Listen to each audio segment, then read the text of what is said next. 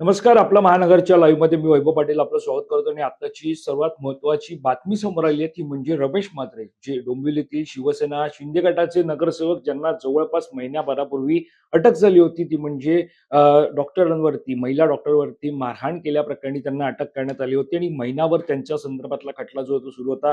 त्यांना अटक जी आहे ती झाली होती आणि यासोबतच रमेश म्हात्रे यांच्यासोबत आणखी जे इतर 4 आरोपी होते या प्रकरणातील त्यांना सुद्धा अटक जी आहे ती झाली होती आणि आता या प्रकरणातील सगळ्यात महत्त्वाची बातमी म्हणजे त्यांना जामीन जो आहे तो आता मंजूर करण्यात आलेला आहे आणि आपण पाहतो ही आत्ताच्या घडीची सर्वात मोठी बातमी आहे. त्यांना जामीन मंजूर जो आहे तो करण्यात आलेला आहे. या संदर्भातली सुनावणी सुरुवातीला कल्याण कोर्टात होती. त्यानंतर उच्च न्यायालयाकडून या सगळ्याची दखल घेण्यात आली आणि आता आपण पाहतो की या उच्च न्यायालयाकडून ज्या प्रकारे सुनावणी आज जी आहे ती पार पडली. खरं तर 2 दिवस ही सुनावणी होती. काल सुद्धा या प्रकरणातली सुनावणी सुरू होती. आजही सुनावणी जी आहे ती पूर्ण झालेली आहे आणि आज एकंदरीत निकाल समोर येईल, जामीन मिळण्याची शक्यता वर्तवली जात होती आणि त्यानुसार आज आपण पाहतोय अपडेट समोर आली आहे. त्यानुसार आज त्यांना जामीन जो आहे तो मंजूर झालेला आहे. मात्र जामीन मंजूर होण्यापूर्वी काही अटी या न्यायालयाकडून त्यांना टाकण्यात आलेल्या आहेत. त्यांच्या अटी काय त्या आपण पाहणार आहोत. त्यांच्या अटी पाहणार आहोत की नेमकं काय सध्या या सगळ्यामध्ये प्रकरणामध्ये घडलंय, या प्रकरणाची क्रोनॉलॉजी काय ती सुद्धा समजून घेणार आहोत. त्याच्यामध्ये काय घडतंय ते सुद्धा आपण पाहणार आहोत. एकंदरीत जर पाहायला गेलं तर सद्यस्थितीत या सगळ्या प्रकरणामध्ये रमेश म्हात्रे जे शासकीय रुग्णालयामधील ज्या महिला डॉक्टर आहेत त्यांना मारहाण केल्याप्रकरणी खरं तर जे प्रकरण घडलं होतं ते महिन्याभरापूर्वीचं होतं.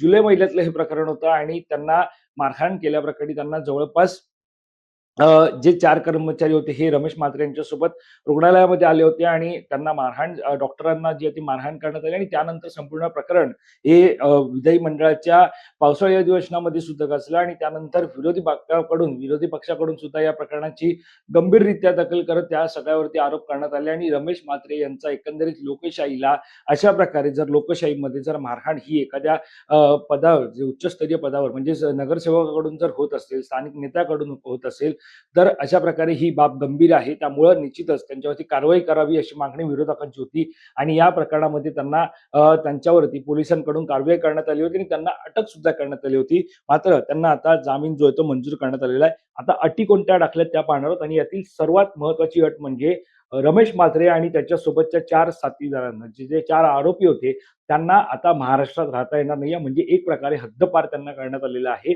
म्हणजेच काय तर त्यांना आता महाराष्ट्राच्या बाहेर राहायचं आहे. महाराष्ट्रात राहता येणार नाही असं एक महत्त्वपूर्ण अट ही न्यायालयाकडून देण्यात आलेली आहे आणि त्यावरती जामीन जो आहे तो मंजूर करण्यात आलेला आहे. यात आता सविस्तर आपण जाणून घेणार आहोत. रमेश म्हात्रे याला महाराष्ट्राबाहेर राहण्याचे आदेश न्यायालयानं दिलेत. या अटीवरच त्याला जामीन जो आहे तो मंजूर करण्यात आलेला आहे.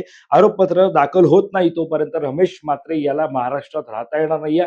महाराष्ट्राबाहेर त्याला आणि त्याच्या 4 आरोपींना त्या प्रकरणामध्ये जिथपर्यंत आरोपपत्र दाखल होत नाही तोपर्यंत महाराष्ट्राच्या बाहेरच राहायचंय.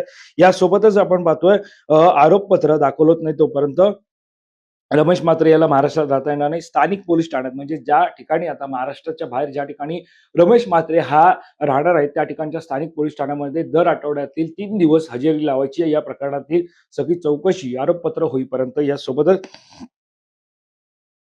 आरोपपत्र दाखल झाल्यानंतरही ते कोणत्याच साक्षीदाराची भेटगाठ करू शकणार नाही. कोणावरही दबाव टाकू शकणार नाही. ही सुद्धा महत्त्वाची अट जी आहे ती आजच्या सुनावणीमध्ये न्यायालयाकडून देण्यात आलेली आहे. यासोबतच या अटींच्या पार्श्वभूमीवरती रमेश म्हात्रेला जामीन जो आहे तो मंजूर करण्यात आलेला आहे आणि महत्त्वाचं ते म्हणजे रमेश म्हात्रे जे प्रकरण होतं महिला डॉक्टरला मारहाण केल्याप्रकरणी महिनाभराच्या नंतर जवळपास हे या प्रकरणी निकाल आता समोर येताना पाहायला मिळतोय. जो म्हणजे निकाल पाहायला गेलं तर त्याला सध्या आपण पाहतो की जामीन जो आहे तो मंजूर करण्यात आलेला आहे.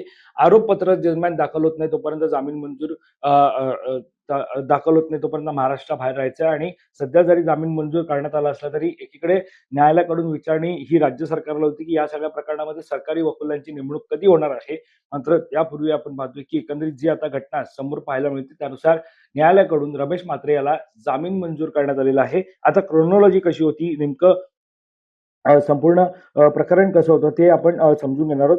मुळामध्ये डोंबिवलीमध्ये शास्त्रीनगर म्युनिसिपल हॉस्पिटलमधील डॉक्टरांवर झालेल्या हत्या प्रकरणी हल्ल्याप्रकरणी माफ करा हल्ल्याप्रकरणी अटक करण्यात आलेल्या शिवसेना नगरसेवक रमेश म्हात्रे आणि इतर जे 3 आरोपींना मुंबई उच्च न्यायालयाकडून लवकरच दिलासा मिळण्याची शक्यता होती. कारण ज्या प्रकारे आपण पाहतोय की एकंदरीत त्या हल्ला करण्यात आला, या सगळ्यामध्ये आपण पाहतोय की या प्रकरणातील सुनावणी ही खरं तर गुरुवारी सुद्धा पार पडली आणि आज शुक्रवार 7 ऑगस्ट आज सुद्धा ही सुनावणी जी आहे ती पार पडली आणि त्यामध्ये जामीन जो आहे तो मंजूर करण्यात आला.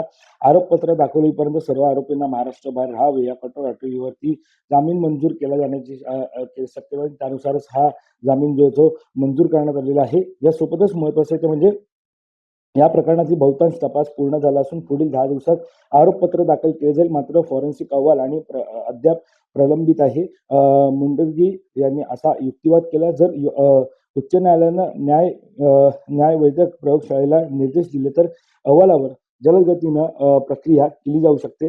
दरम्यान एकंदरीत पाहतो की उच्च न्यायालयानं मुंडगी यांची सूचना स्वीकारली आणि जामिनाच्या इतर अटींवर सर्व पक्षांकडे मतं मागवली. सुनावणी दरम्यान आयएमचे वकील एस.यू. कामदार यांनी मागणी केली की किमान खटला संपेपर्यंत म्हात्रे यांना शहराबाहेर ठेवण्यात यावं. त्यानंतर खंडपीठानं सांगितलं की ते 10 दिवसांच्या आत आरोपपत्र दाखल करण्याचे आणि व्यापक अनुभव असलेल्या विशेष सरकारी वकिलाची नियुक्ती करण्याचे निर्देश देतील, ज्यांना खटल्याच्या मध्यभागी बदलले जाणार नाही. कल्याणच्या आधारवाडी कारागृहात असलेल्या 4 आरोपींना सुटका झाल्यावर महाराष्ट्राबाहेरील स्थानिक पोलीस ठाण्यात हजर राहावे लागेल. त्यांना साक्षीदाराशी किंवा प्रकरणाशी संबंधित कोणाशी संपर्क साधण्याची परवानगी दिली जाणार नाही आणि पुराव्यांमध्ये फेरफार करण्याचा कोणताही प्रयत्न अजिबात सहन केला जाणार नाही. या अटींवरती एकंदरीत जामीन जो आहे तो मंजूर जो आहे तो करण्यात आलेला आहे. त्यामुळे आता साधारणतः पाहतो की या सगळ्या प्रकरणामध्ये आता ज्या प्रकारे आपण पाहतोय की जामीन जो आहे तो रमेश म्हात्रे याला मंजूर करण्यात आलेला आहे आणि यातील प्रमुख अटी कुठल्या होत्या ह्या सुद्धा आपण पाहिल्या. त्याची क्रोनॉलॉजी सुद्धा आपण पाहतोय.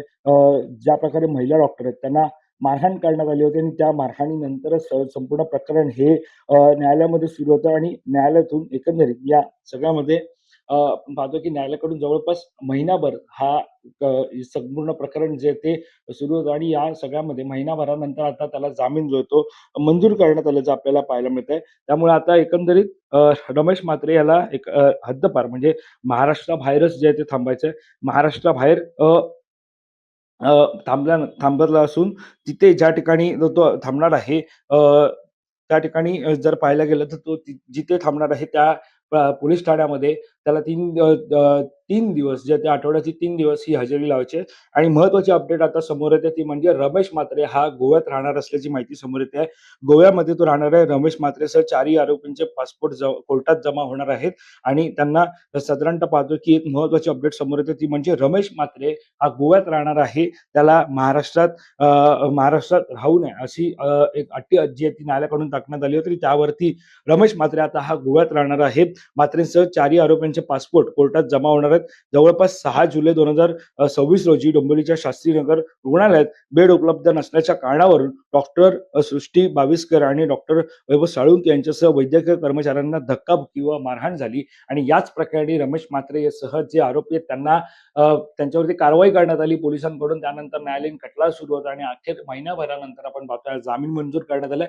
जामिनानंतर त्याला महाराष्ट्राबाहेर राहण्याची अट ही न्यायालयाकडनं घालण्यात आली आणि त्यावरती त्याला जामीन मंजूर करण्यात आले आणि आता अपडेट समोर येते त्यानुसार रमेश म्हात्रे आता गोव्यात राहणार आहे. त्यांचे पासपोर्ट जे आहेत ते पोलिसांनी जमा केलेले आहेत. त्यामुळे आता या सगळ्या प्रकरणी आरोपपत्रामध्ये जे 10 दिवसांमध्ये दाखल होणार आहे त्यामुळे आता या आरोपपत्रांमध्ये काय येतं हे सुद्धा पाहणं तितकंच महत्वाचं ठरणार आहे. त्यामुळे या सगळ्या घडामोडींवरती आपलं लक्ष असणारच आहे. या संदर्भातली अधिकची माहिती जाणून घेण्यासाठी तुम्ही आपलं महानगर लाईव्हला सबस्क्राईब करायला विसरू नका. कॅमेरा पर्सन अवधेश करीसह मी वैभव पाटील, मुंबई.